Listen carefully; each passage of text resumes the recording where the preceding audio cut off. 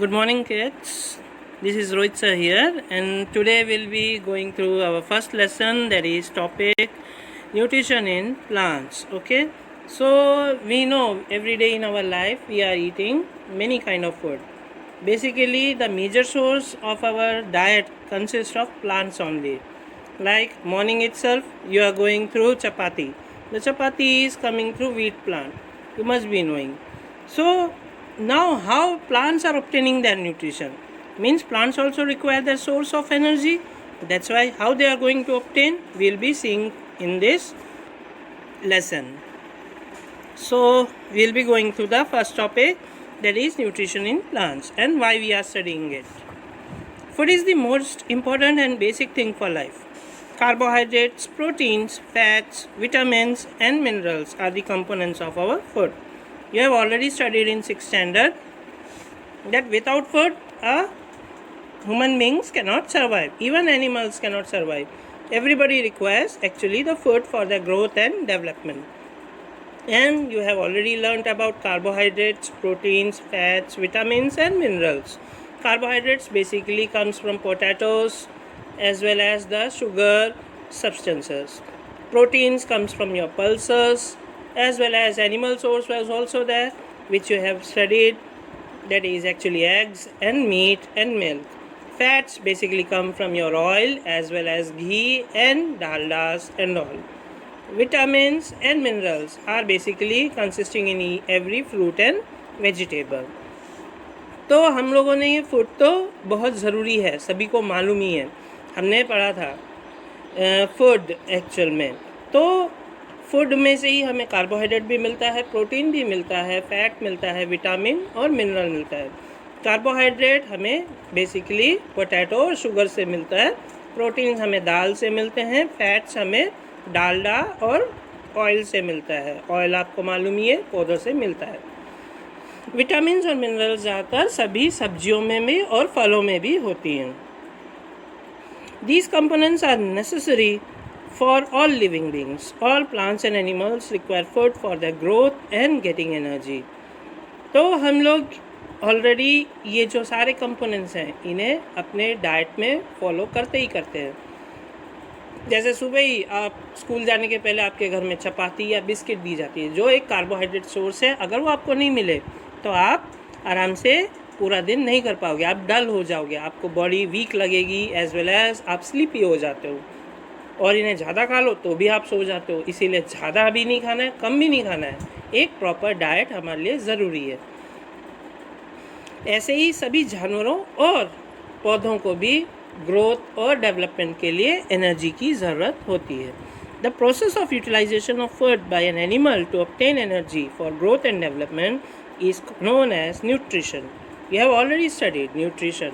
Okay, पोषण. अगर पोषण तत्व आपको नहीं मिलेंगे तो आप दिन में आपको बॉडी वीक लगेगी. इसीलिए न्यूट्रिशन का बेसिकली हिंदी में मीनिंग है पोषण. अगर आपको ये पोषण नहीं मिलेगा तो आपकी बॉडी प्रॉपरली फंक्शन नहीं करेगी, प्रॉपरली आपका ध्यान नहीं रहेगा. इन सब चीज़ों के लिए आपको फूड की ज़रूरत है. फ्रूट एनिमल को भी है, प्लांट को भी है. प्लांट कैसे लेते हैं ये इस लेसन में हम लोग देखने वाले हैं. Plants make their food themselves, but animals cannot. Hence, animals depend directly or indirectly on the plant. तो plants अपना खाना तो बना लेते हैं, बट कैसे बनाते हैं किसी को नहीं मालूम. तो इस यूनिट में आप लोग प्लांट्स अपना खाना कैसे बनाते हैं और हमारे सारे एनिमल्स, हम खुद इन प्लांट्स पे निर्भर करते हैं. अगर हमें ये नहीं मिलेंगे तो हमारा पालन पोषण मुश्किल हो जाएगा. इसीलिए इस यूनिट को हम पढ़ रहे हैं. So the next topic you are going to see is actually the first of all I am going to ask you some questions. First it is what are the components of food. Food में क्या क्या component होते हैं. अभी अभी हमने एक question में पढ़ा ही था. फूड में बेसिकली कार्बोहाइड्रेट्स भी होते हैं, प्रोटीन्स भी होते हैं, मिनरल्स भी होते हैं, विटामिन्स भी होते हैं. तो ये सब आपकी ज़रूरत है. आपने एक बैलेंस डाइट 6th में पढ़ा था.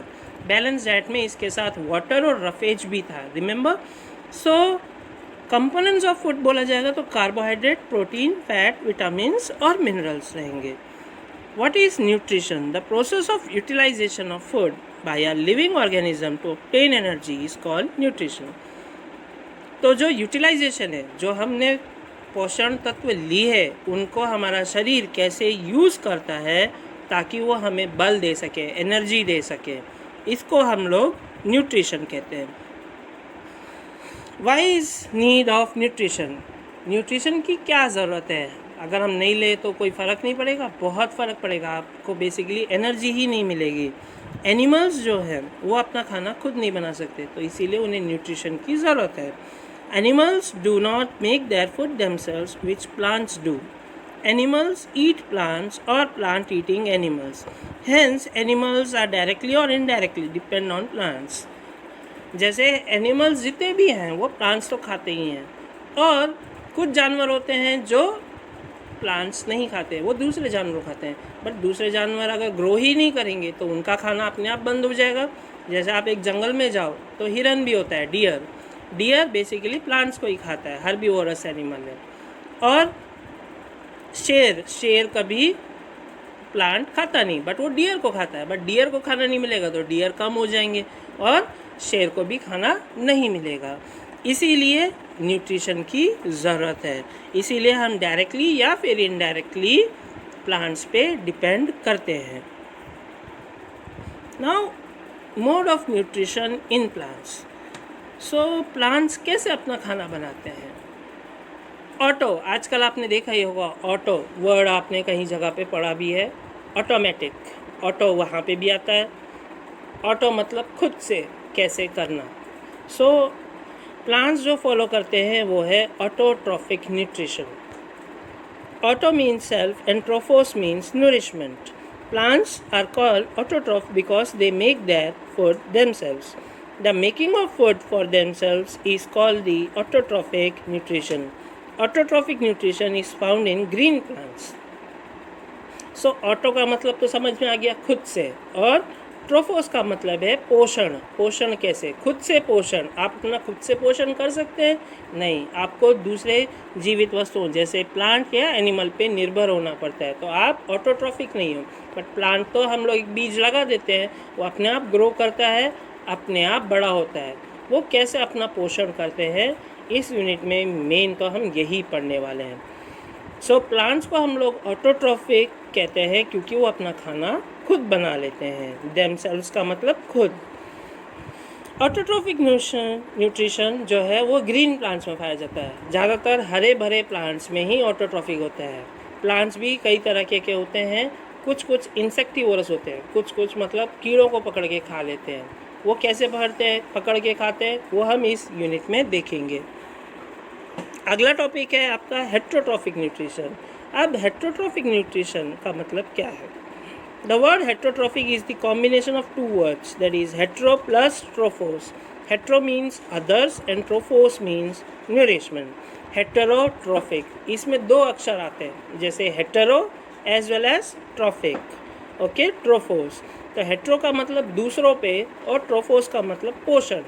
जो भी दूसरों पे अपने पोषण के लिए निर्भर रहते हैं उसे हम लोग हेट्रोट्रॉफिक कहते हैं. If organism depends on others for their food, it is called heterotrophic nutrition. तो अगर हम दूसरों पे निर्भर करते हैं अपने पोषण के लिए तो हम हेट्रोट्रॉफिक न्यूट्रिशन में आएंगे.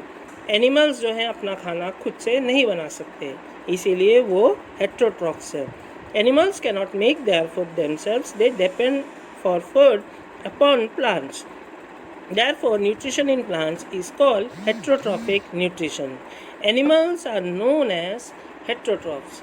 तो ऑटोट्रॉफ हुए प्लांट्स, एनिमल्स जितने भी हुए वो हुए हेट्रोट्रॉफ्स. टर्म्स क्लियर हो गए होंगे, फिर भी आप ये नोट डाउन कर लीजिएगा. सेफ्रोट्रॉफिक न्यूट्रिशन. अब एक था कि ऑटो खुद से बनाना, हेट्रोट्रॉफ मतलब दूसरों पे निर्भर करना. अब सेफ्रोट्रॉफ में भी आप दो वर्ड तो देख ही रहे हो, sapro as well as trophic. Trophic का मतलब सबको मालूम ही है, न्यूट्रिशन. तो चलो रीड करते हैं. The taking of nutrients by organism from dead and decaying matter in the form of a solution is called saprotrophic nutrition. The organisms which use saprotrophic mode of nutrition are called saprotrophs. आपने देखा होगा हर जीवित जंतु grow करते हैं, बड़े होते हैं, बड़े होने के बाद मर भी जाते हैं। मर जाने के बाद आप उसे खाते हैं। फ्रेश हो तो नॉन वेजिटेरियंस खाते हैं, ठीक है, फ्रेश मीट खाते हैं।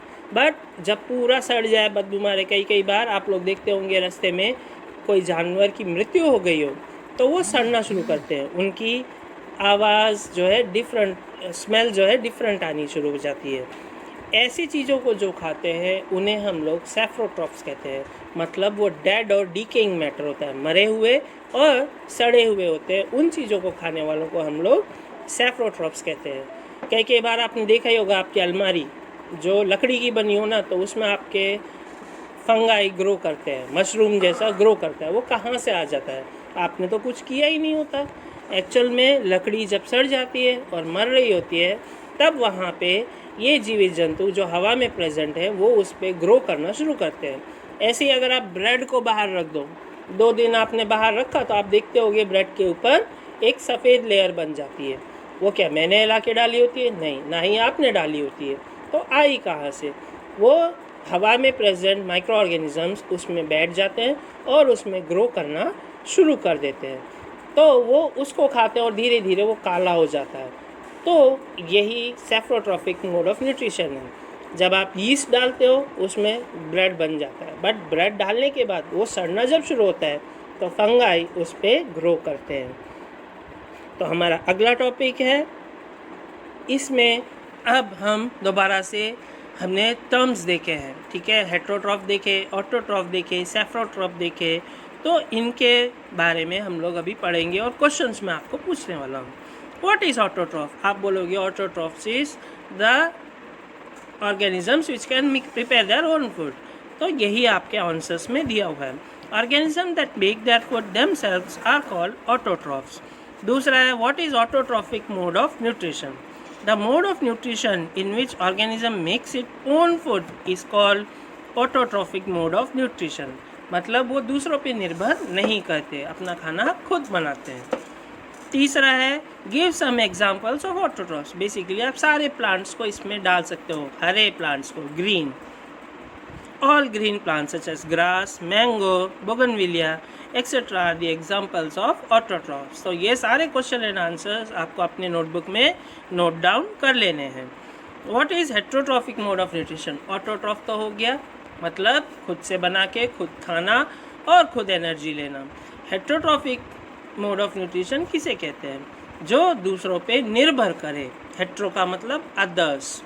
So the mode of nutrition in which an organism takes food from another organism is called heterotrophic mode of nutrition. The nutrition in animals and non-green plants is the example of heterotrophic mode of nutrition.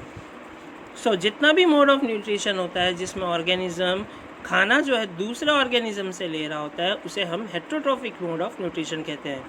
तो जो nutrition होता है animals और जो हरे plants नहीं होते, मतलब दूसरे कलरफुल प्लांट्स होते हैं, वो हेट्रोट्रॉफिक मोड ऑफ न्यूट्रिशन में आते हैं।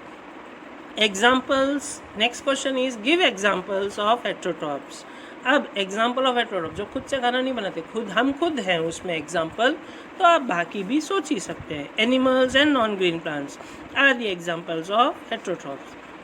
What is last and final question, what is saprotrophs? Saprotrophs आपने अभी पढ़ा था, डेड एंड डीकेइंग मैटर पे जो निर्भर करते हैं अपने खाने के लिए। मृत्यु हो गई और सड़ना शुरू कर देते हैं, तो उनको कौन खाता है? Plants which get their nutrition from dead and decaying plants in liquid form are called saprotrophs. तो प्लांट्स जो अपना न्यूट्रिशन डेड मतलब मरे हुए और डीकेइंग सड़े हुए प्लांट से लेते हैं, उसको लिक्विड फॉर्म में, उसको हम सैफ्रोट्रॉफ्स कहते हैं। तो आगे हम बढ़ सकते हैं। ऑलरेडी हमने न्यूट्रिशन इन प्लांट्स में बेसिक टॉपिक्स पढ़े। प्लांट एक ऑटोट्रॉफ है और हम उस पर निर्भर क्यों करते हैं, वो सब हमने अभी जाना। अब प्लांट्स में जो प्रोसेस होती है खाना बनाने की, उस प्रोसेस को हम लोग नाम देते हैं फोटोसिंथेसिस। जैसे हम खाना तो खा लेते हैं, बट पाचन जो हमारे पेट में पचता है उसके लिए हम टर्म यूज़ करते हैं डाइजेशन। तो डाइजेशन जैसे एक टर्म है, वैसे ही खाना बनाने के लिए भी प्लांट्स का एक टर्म है फोटोसिंथेसिस। अब फोटोसिंथेसिस में भी दो वर्ड हैं, एक है फोटो, दूसरा है सिंथेसिस। फोटो का मतलब होता है सूरज की रोशनी। फोटो मतलब आप फोटो खींचते हो तो आपको लाइट के बगैर आप फोटो खींच पाओगे? नहीं खींच पाओगे। तो इसीलिए फोटो का मतलब है प्रकाश और सिंथेसिस का मतलब बनाना। ठीक है, तो प्रकाश के द्वारा खाना बनाने को हम लोग टर्म दे रहे हैं photosynthesis. Food making process in plants. The process of making of food by green plants in the presence of sunlight and chlorophyll is known as photosynthesis. तो अभी आपने एक नया वर्ड देखा, क्लोरोफिल, क्योंकि प्रोसेस है फूड का, समझ में आ रहा है ग्रीन प्लांट्स में प्रेजेंस किस किस की ज़रूरत पड़ रही है? सनलाइट, सूरज की रोशनी आई। बट ये दूसरा टर्म है क्लोरोफिल, ये कहाँ से आया सर? ये तो सनलाइट में नहीं होता, ये पौधों में होता है। जो हरे प्लांट होते हैं उनमें ये हरे पिगमेंट का नाम है क्लोरोफिल, जो सूरज की ऊर्जा को अपने में एब्जॉर्ब करते हैं और खाना बनाने में उपयोग करते हैं। उस प्रोसेस का नाम है photosynthesis. Now photosynthesis is the combination of two words. अभी मैंने आपको बताया था, photo plus synthesis. Photo means light and synthesis means to make. प्रकाश को इंग्लिश में हम लोग लाइट कहते हैं और सिंथेसिस का मतलब है कुछ बनाना। सो फोटोसिंथेसिस मीन्स प्रकाश के द्वारा खाना बनाना। Process of food making in green plants make their food themselves. Green leaves make food from carbon dioxide and water in the presence of sunlight and chlorophyll. तो ग्रीन प्लांट जितने भी हैं वो अपना खाना खुद बनाते हैं, क्योंकि सब में क्लोरोफिल तो होता ही होता है। उसमें उन्हें दो गैसेस की ज़रूरत आई, एक है कार्बन डाइऑक्साइड, ऑक्सीजन तो सब लेते ही हैं, और पानी इन the presence of sunlight and chlorophyll. तो खाना बनाने के टाइम पे इन्हें कार्बन डाइऑक्साइड भी चाहिए, वाटर भी चाहिए, पानी जो रोज़ सुबह हम लोग देते हैं, एज वेल एज सनलाइट, सूरज की ऊर्जा, प्रकाश, और क्लोरोफिल हर प्लांट में होता है। Hence, for taking place of photosynthesis, carbon dioxide, water and sunlight must be reached at the green leaves in addition to presence of chlorophyll. तो अगर खाना बनाना है प्लांट को तो ये तीन चीज़ें तो ज़रूरी है ही है। सबसे पहले कार्बन डाइऑक्साइड, वाटर और सनलाइट। इसके बगैर खाना नहीं बन सकता। और साथ ही साथ ये पौधे के लीफ पे गिरना चाहिए, मतलब ग्रीन पार्ट पे गिरना चाहिए। लीफ में ही खाना बनाया जाता है। जैसे आप देख सकते हैं एक फिगर में मैंने आपको दिखाया हुआ है, सूरज ऊपर येलो कलर का है, उसको हमने वो एनर्जी दे रहा है, और प्लांट्स उसे एब्जॉर्ब कर रही हैं। कार्बन डाइऑक्साइड है, ऑक्सीजन वो छोड़ते हैं इस रिएक्शन में, क्लोरोफिल उसे एब्जॉर्ब करेगा और ग्लूकोज फॉर्म होता है। बेसिकली पानी जड़ों को ही दिया जाता है, तो रूट पानी को सप्लाई कर रहा है, सूरज सनलाइट को सप्लाई कर रहा है, कार्बन डाइऑक्साइड हम लोग खुद छोड़ते हैं, और क्लोरोफिल उन सबको एब्जॉर्ब करके ग्लूकोज बनाता है, दैट इज़ खाना। ग्लूकोज एक शुगर है, आप लोगों को जब एनर्जी कम होता है तब आप लोग लेते ही हैं। तो प्लांट्स में ऐसे खाना बनाया जाता है। इसी को हमने नीचे रिएक्शन में भी दिया है। CO2 plus H2O form C6H12O6 plus O2। O2 हमारे ऑक्सीजन के लिए है और C6H12O6 ग्लूकोज का फॉर्मूला है जो शुगर में तब्दील हो जाता है। तो आगे की प्लांट में हम आपको इसको और डिटेल में समझाएंगे। आपको ये समझ में आया होगा मैं उम्मीद करता हूँ, और ये आप नोट डाउन कर लीजिएगा आपकी नोटबुक में, ये आपको लिखना है एक एक टॉपिक। अब लीफ में होता क्या क्या है, लीफ क्यों इन्हें एब्जॉर्ब कर पाता है? लीफ है, स्टेम है, बट लीफ ही क्यों खाना बना रहा है? तो हम उसके लिए सबसे पहले अपने लीफ को देखेंगे, उसमें सेक्शन करके। Leaves have several tiny pores-like structures on its lower surface. This is called stomata, through which leaves absorb carbon dioxide from air. Water is transported to the leaves through hair-like pipelines from the roots. These pipelines are present throughout the plant, that is from roots to branches and leaves. These pipelines are known as xylem. Xylem is a type of tissue. तो leaf में बहुत से छोटे छोटे छिद्र होते हैं। अगर आप ध्यान से देखोगे, पिछले साल आपने अगर स्लाइड देखी हो लीफ की, तो आपको पता चलेगा कि लीफ में बहुत छोटे छोटे दाने होते हैं। कई बार आप सुबह उसमें पानी भी देखते हो, तो लीफ में छिद्र होंगे, वहीं से तो पानी निकलेगा। तो सेम वे में लीव्स में छोटे छोटे पोर्स होते हैं नीचे की सतह पे, तो उसे हम लोग स्टोमाटा कहते हैं। वो पानी का लेना और देना दोनों करते हैं, as well as carbon dioxide major वही ऑब्जॉर्ब करते हैं। वाटर जो है, पानी जो हम जड़ को देते हैं, वो पाइपलाइन के थ्रू ट्रैवल करते करते रूट से लीफ तक पहुंचती है। आपने पढ़ाई होगा और एक्टिविटी भी की होगी, जब हम कलरफुल वाटर सॉल्यूशन दे रहे थे तो रूट्स अगर अब्जॉर्ब कर रहे थे तो वो लीफ भी कलरफुल हो रहा था, रेड सॉल्यूशन, रिमेंबर। सो ये जो पाइपलाइन है ये हर प्लांट में होते हैं। सबसे पहले स्टेम से स्टार्ट होते हैं, रूट से एब्जॉर्ब होता है, स्टेम में जाता है, फिर ये ब्रांचेस पे जाती है और ब्रांचेस से लीफ पे। ब्रांचेस मतलब टहनी। सो इन पाइपलाइन को हम लोग जाइलम कहते हैं, जो पानी को पहुंचाते हैं लीफ तक। Chlorophyll, a green pigment is found in green leaves. Chlorophyll absorbs sunlight and gives energy. So chlorophyll जो है ग्रीन पिगमेंट है, ये ग्रीन लीव्स में होता है, हरे पत्तों में पाया जाता है। ये सनलाइट को एब्जॉर्ब करता है और एनर्जी देता है। Chlorophyll absorbs sunlight, carbon dioxide and water and convert them to carbohydrate and oxygen. तो क्लोरोफिल जो है ये सनलाइट को एब्जॉर्ब करता है, कार्बन डाइऑक्साइड को एब्जॉर्ब करता है और वाटर को, और ये कार्बोहाइड्रेट और ऑक्सीजन में तब्दील कर देता है। Carbohydrate is used as food and oxygen is emitted out to the atmosphere. This whole process of making food by plants is called photosynthesis. तो कार्बोहाइड्रेट जो बना वो प्लांट अपने ग्रोथ के लिए यूज़ करेगा, और ऑक्सीजन जो है ये हवा में छोड़ दिया जाता है। इसीलिए कहा जाता है कि पौधे उगाओ, तो पौधे उगाएंगे तो हमें ऑक्सीजन ज़्यादा मिलेगा। तो इस पूरे प्रोसेस को नाम दिया गया है फोटोसिंथेसिस। ना फोटोसिंथेसिस के लिए ऑलरेडी हमने पढ़ा, सनलाइट ज़रूरी है, कार्बन डाइऑक्साइड ज़रूरी है, वाटर ज़रूरी है, एज वेल एज क्लोरोफिल का रहना भी ज़रूरी है। तो कंडीशंस क्या क्या ज़रूरी है? Following are the necessary for photosynthesis to be taken place: presence of sunlight, presence of chlorophyll, presence of water as well as presence of carbon dioxide. presence का मतलब इनका ज़रूर रहना ज़रूरी है। अगर ये नहीं होंगे तो फोटोसिंथेसिस नहीं होगा। जैसे आप रोज़ सुबह आते हो तो मैं आपका अटेंडेंस लेता हूँ, आप बोलते हो प्रेजेंट सर। अगर आप प्रेजेंट नहीं हो तो आपका एब्सेंट लग जाता है, मतलब आप शामिल नहीं हो। तो ऐसे ही प्रेजेंस का मतलब है शामिल होना। अब काई, पानी के ऊपर तैरती हुई काई आप लोगों ने देखी होगी। कई बार आप लोग द्वारका जाते हो या फिर झीलों के पास, सागर के पास या डैम के पास, आप देखते होगे हरे कलर की काई होती है। तो उसको, काई को हम लोग इंग्लिश में एल्गे कहते हैं। ठीक है, तो इनमें कैसे फोटोसिंथेसिस होता है? ये तो प्लांट है नहीं, तो इनमें कैसे हो सकता है? ग्रीन पैचेस इन पॉन्ड्स और near the stagnant water can be seen easily. These green patches are living organisms called algae. Algae are actually plants. Often algae grow near the shallow waterlogged areas such as near tube wells, taps, etc. One may slip over it. Algae look green because of presence of chlorophyll. Algae prepare their own food by the process of photosynthesis. तो जो Hare Hare patches होते हैं, या फिर कई बार आप अगर bucket में जाते हो, घर से बाहर 2 महीने के बाद आते हो, घर में भी ये हरे हरे पैचेस पानी में आपको नज़र आते हैं।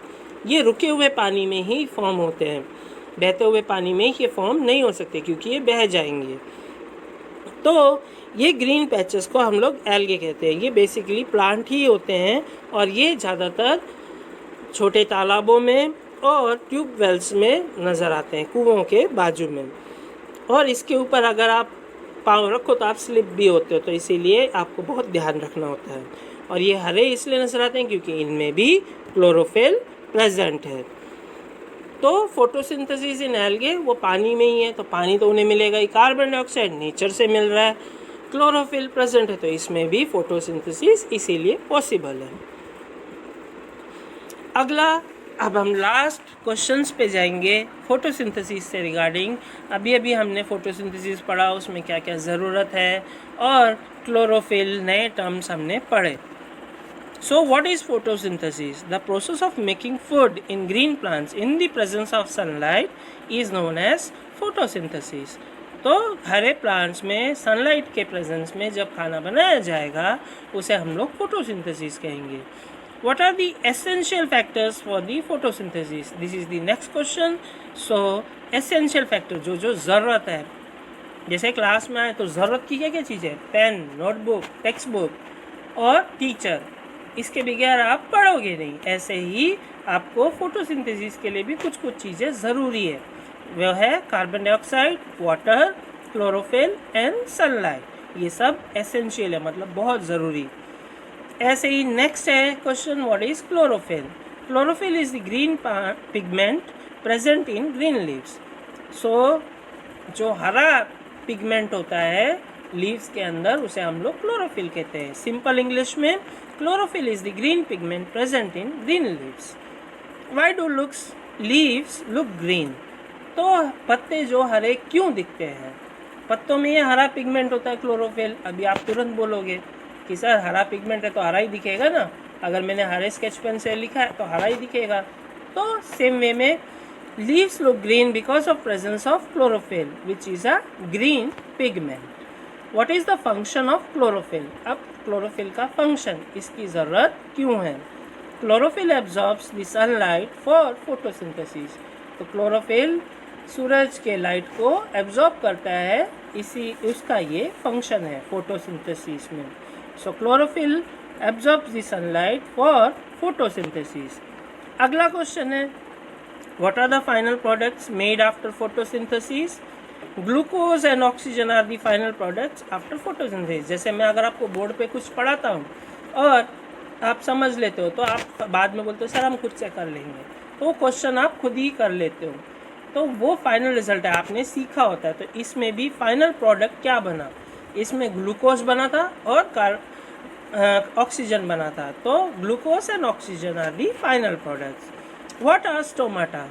The small pores present on the lower surface of leaf are called stomata. तो जो छोटे छिद्र होते हैं, पोर्स का मतलब छिद्र, जो लोअर सरफेस निचली सरफ पे होते हैं लीफ के, उसे हम लोग स्टोमाटा कहते हैं। अब स्टोमाटा है तो स्टोमाटा का फंक्शन क्या? अगला question, what is function of stomata? Stomata absorb carbon dioxide from air for photosynthesis. So stomata क्या करता है? एब्जॉर्ब करता है कार्बन डाइऑक्साइड को फोटोसिंथेसिस के लिए।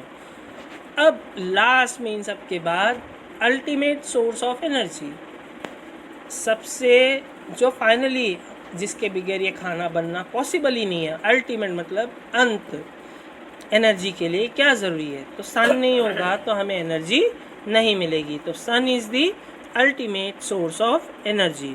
How water is transported to the leaves? तो पानी लीफ तक कैसे पहुंचते हैं? अभी हमने जाइलम के बारे में पढ़ा था, तो वही चीज़ अभी बता रहा हूँ। Water is transported to the leaves through pipe-like structures from the roots of plants. These pipe-like structures are present from root to leaves through branches throughout. So इनको pipe-like structures को आप लिख सकते हैं जाइलम के थ्रू ट्रांसपोर्ट होता है।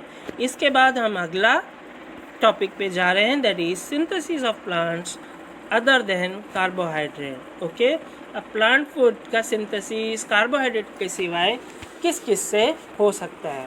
ठीक है, plants need proteins and fats beside the carbohydrate. Proteins are nitrogenous substances which contain nitrogen. Although nitrogen is present in abundance in atmosphere, but plant cannot absorb atmospheric nitrogen. So plants को भी proteins और fats की ज़रूरत है। ये कहाँ से मिलेगा? कार्बोहाइड्रेट तो मिल गया, बट प्रोटीन और फैट के बगैर ये ग्रो नहीं करेंगे। तो प्रोटीन क्या है? प्रोटीन सबसे पहले नाइट्रोजन के सब्सटेंस होते हैं, मतलब इनमें नाइट्रोजन ज़्यादा मात्रा में होता है। बट नाइट्रोजन प्रेजेंट तो एटमॉस्फेयर में है, बट सारे प्लांट इसे एब्जॉर्ब नहीं कर सकते।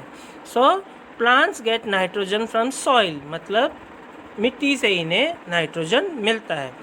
Certain types of bacteria called rhizobium are present in soil. कुछ तरीके के कीटाणु, बैक्टीरिया का मतलब है कीटाणु।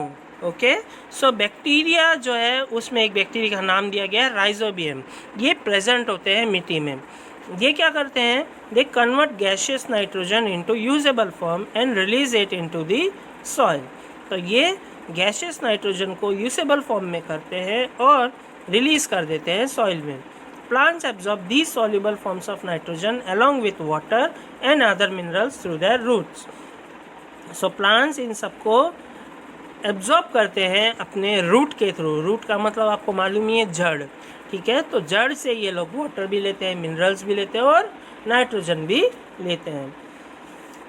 जहाँ पे सॉइल में ये प्रेजेंट नहीं होगा, आपने पिछले क्लास में भी पढ़ा था, मैन्योर और फर्टिलाइज़र, खाद्य पदार्थ और फर्टिलाइज़र, केमिकल सब्सटेंस. ओके, तो ये फार्मर उसे भी जोड़ सकते हैं. Sometimes farmers add nitrogenous fertiliser to their field to fulfill the need of nitrogen.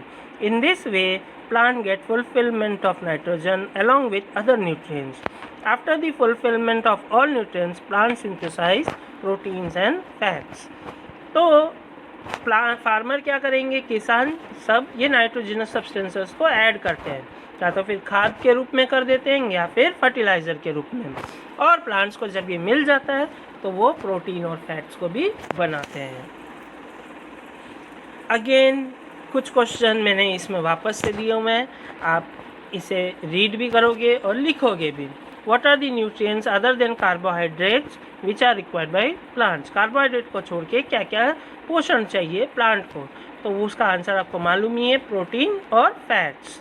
ठीक है, इसकी ज़रूरत उन्हें होती है. Protein and fats are the nutrients other than carbohydrates which are required by the plants. In which form do plants absorb nitrogen. तो plants nitrogen को किस फॉर्म में यूज़ करते हैं. जैसे पानी के प्रकार होते हैं, पानी सॉलिड हो जाता है, बर्फ़ हो जाता है, लिक्विड में पानी रहता है, और अगर हम इसे उबालते हैं तो ये स्टीम बन जाता है. ऐसे ही प्लांट्स एब्जॉर्ब करते हैं नाइट्रोजन को किस रूप में, ये सॉल्युबल फॉर्म ऑफ नाइट्रोजन को एब्जॉर्ब करते हैं, मतलब जो घुला हुआ होता है पानी में. Why do farmers add nitrogenous fertilisers to the soil. किसान जो है नाइट्रोजनस फर्टिलाइज़र को क्यों ऐड करते हैं मिट्टी में. Farmers and nitrogenous fertilisers to the soil to fulfil the requirement of nitrogen of the plants.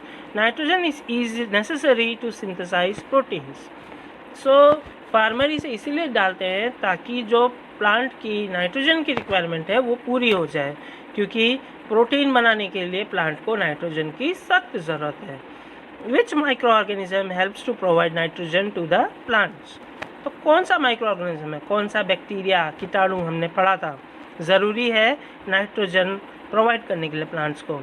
तो उसका एक ही नाम था, हमने पढ़ा था, rhizobium. A certain type of bacteria called rhizobium help to provide nitrogen to the plants. अगला question, how do plants absorb nutrients other than carbohydrates from the soil. तो कार्बोहाइड्रेट को छोड़ के प्लांट्स कैसे एब्जॉर्ब करते हैं दूसरे न्यूट्रिएंट्स को सॉइल में से. Other nutrients are available in the soil in the form of minerals. Plants absorb these minerals from the soil along with water. So सब ये मिट्टी में हाजिर तो होता है, बट ये सॉइल से एब्जॉर्ब करते हैं पानी के रूप में, पानी में घोल के.